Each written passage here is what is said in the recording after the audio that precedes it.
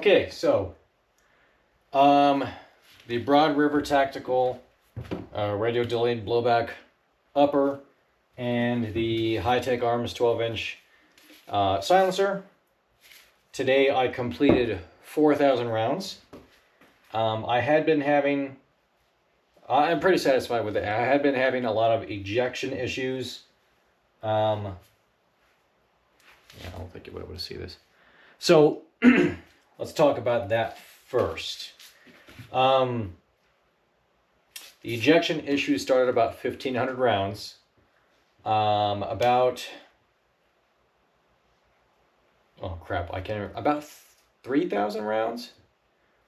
Yeah, at 3,000 rounds, I bought a tub ejector spring and threw it in there. And I took it out shooting. I got 4 mags and some change, and like third or fourth round, it was a failure to eject. And I kept having those problems, I said, and then like the third mag, I put the H-Race Super Selector over to Super Select, and it ran through a whole mag without a problem. It was weird. But anyway, I said, I'm just going to buy a standard ejector spring and throw it in there. And today I went out and shot it. And yeah, I'm still having problems. So that is very, very irritating. Besides that, I love the thing. It's awesome, except I can't get it to eject properly. And sometimes it'll be the whole mag on semi-auto, and it's just, oh yeah, it does seem to do better on semi than fully semi-auto. Fully semi-auto, it can, like, I'm probably not getting through a mag. Probably. But semi-auto, it seems to do better. I have thought about it. I'm firing with the brass goat on here, because I do like to collect my brass. And I don't think things are bouncing back. I don't know. Maybe the next 500 I dedicate to no brass goat and see what that does. I mean, maybe that's it. I don't fucking know.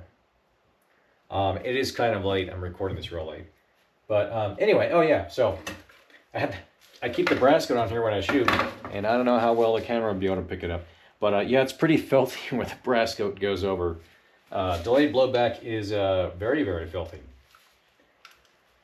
But I didn't get any footage, or I got I think 1 or 2 magazines of footage shooting today, and then it started to rain. So I put the camera away.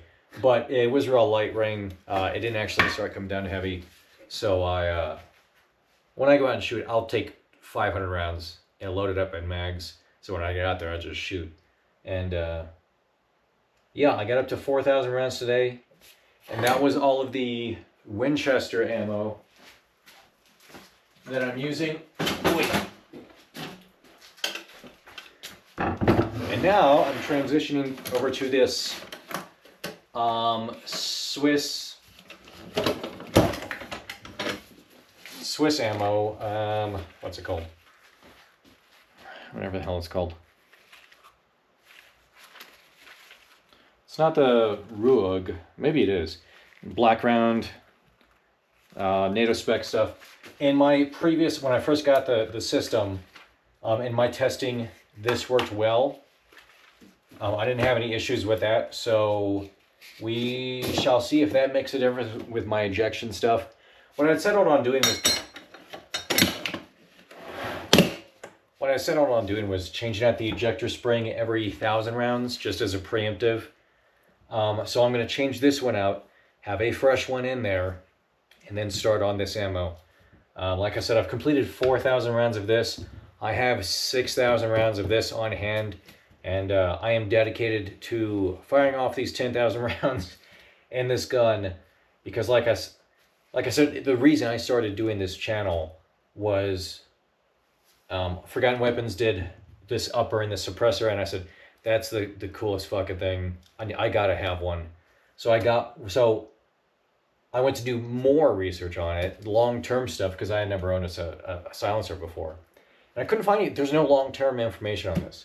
So I'm making some long-term or higher round count information on this. And, you know, maybe I get on YouTube and somebody puts out here's 10,000 rounds later. I don't know. But I'm going to do it. So if nothing else, you know, my stuff will be out there. All right, let me put this ammo away. I'm going to, this is my, not only am I doing it every 1,000 rounds, I'm changing out the ejector spring. I'm not cleaning this, but every 1,000 rounds. And it gets pretty nasty. But except for the ejection issues, it seemed to have no problem whatsoever with being filthy as a pig. It is nasty in there. I still can't get the suppressor apart. I was having a lot of issues with both end caps walking off as I was shooting, and then the whole thing is walking off of the gun itself.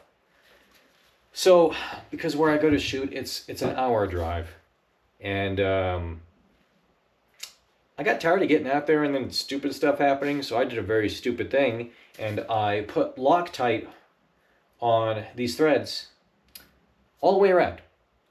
Because I'm a dummy. Just put one drop of Loctite. Just one drop. But I was getting so frustrated driving out there and the damn thing was coming apart. So I put it all the way around. Very stupid, because now I can't get this damn end cap off. And the end cap where it actually threads into the upper, yeah, that's stuck on there pretty good too. I might buy a sonic cleaner and just stick this in there to see if it'll come apart. I don't know yet. What I had been doing was the spanner wrench that it came with, putting it in the vise and then giving it a twist. Anyway, it's kind of late right now, so I'm gonna probably turn off this video and just clean the thing. I might take another little snippet of footage when maybe I'll do that. I'll stop this when I get it apart. So everybody can see what it is after 1,000 rounds. It's nasty. So, all right. So I got it taken down for my 1,000 round field strip. One thing I forgot to mention a few minutes ago: when you shoot this thing, you get a lot of crap back in your face. A little particulate and gas and everything. Wear glasses. Wear glasses when you shoot this. Wear glasses when you shoot this. Again, it might be different if you don't have the brass coat on. And probably the next 500 rounds I shoot will be without it, so we'll see. But anyway, standard charging handle. And you can see it's, I don't know, can you see? Let me look behind here. It's pretty nasty, so I'm going to clean it up. However, what I'm going to do is I'm going to take the standard charging handle, I'm going to throw it in my Colt, because my Colt has the PRI gas buster charging handle. So I'm going to throw this in here for at least the next 500 rounds and see if that helps. And if it does, great. And if not, oh well, it goes back in the Colt and this one goes back in. Well, yeah, and then this one will go back in. So anyway, so I'll go with the handguard. Can you see that? Of course, I can't see the back of the screen because I went to sleep. The handguard, it doesn't get too dirty in there. A little bit, so where the barrel nut is, it's completely clean, and then just on the other side of the barrel nut, it gets a little dirty. Not a big deal at all. The dust cover is whatever. The charger handle I already showed you. So the lower, you can see she's pretty nasty in there. But it is, I mean, it's radio delayed blowback, but still blowback. I mean, look at the receiver extension, everything. Look at all that crap in there. That's going to be fun to clean. And again, this is the PSA Commando lower that I have my Gal 5-ish. It's my Gal 5-ish, my favorite variety of AR. The Atrius Super. Oh yeah, so reviewing the video I did last time, I'm the idiot here. I broke those two Atrius levers. When you go to put this in, let me see the back here. Okay, there's the back of the GoPro. Make sure make sure the hammer is cocked, make sure you're in safe, and make sure the lever goes all the way forward. If it's straight vertical, you're going to break your damn lever. Looking at the video, I was like, oh yeah, no, that's me. I'm the idiot. So nothing new there. But so yes, absolutely every time, make sure you're in safe. When you put the upper on, you're in safe and the lever is all the way forward. If you go to semi, it won't, will it? Anyway, be in safe. Because you see, actually you saw it right there. So see how it's springing back a little bit and then you put it to safe? Make sure the lever's all the way forward. Don't break your lever. The bolt carrier, nasty. Real nasty. And actually, I'm real surprised how dirty it gets back here. On the tail end of the bolt carrier group and in the where the receiver extension is. Like I'm a little bit surprised at that, but you know, it is what it is. The upper receiver, see the back of the GoPro here. So there's the upper receiver inside. Like, I don't know if the camera will pick it up, but in there it's just like that's some thick carbon buildup. It is thick. Let's see if I can. Oh, there's the hole. But yeah, it's real nasty back here. Like the whole thing just gets filthy. It just gets real nasty. And then the barrel, you can see, can I see? Yep. There's the holes. All right, so I'm gonna spend the next little bit cleaning this. Just wanted to show everybody how it gets. The other thing, as you're scraping all this crap off, because you're gonna need a brush, dust mask, because this shit is nasty. And when you go to blow your nose after you do this, your boogies will be all black. So, dust mask.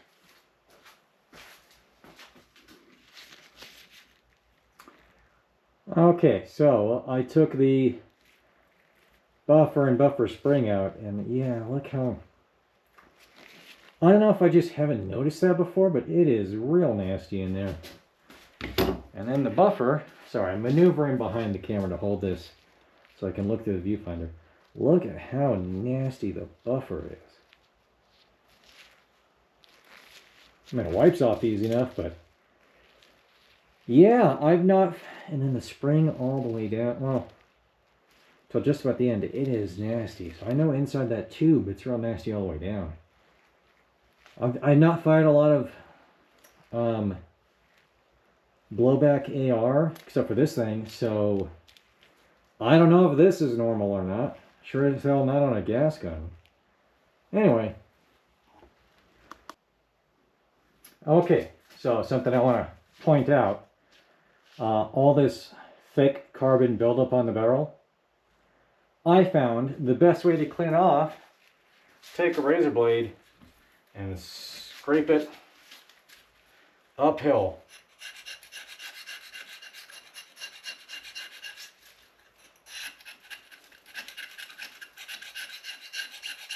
And give me 1 second, see if I can, anyway. But you can see when it gets under a cleave point, I don't know, behind the camera so I can look at the view screen.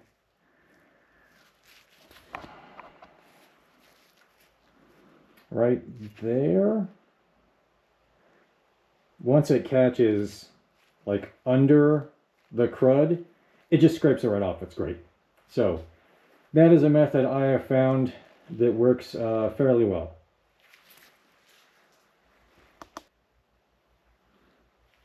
All right, so cleaning the bolt. Oh, I don't know if you can see that.